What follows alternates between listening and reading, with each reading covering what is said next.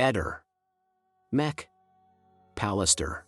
Oggi è sabato 30 settembre e San Girolamo, la frase del giorno.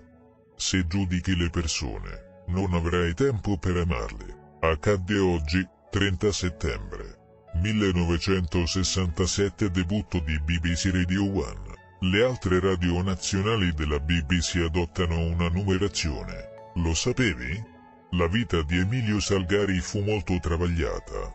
Il padre morì suicida. La moglie finì in manicomio. Lui si suicidò. La figlia Fatima fu vittima della tubercolosi. L'altro figlio Romero si suicidò. Nadir per le ferite dovute ad un incidente in moto morì e anche all'ultimo figlio Omar si suicidò.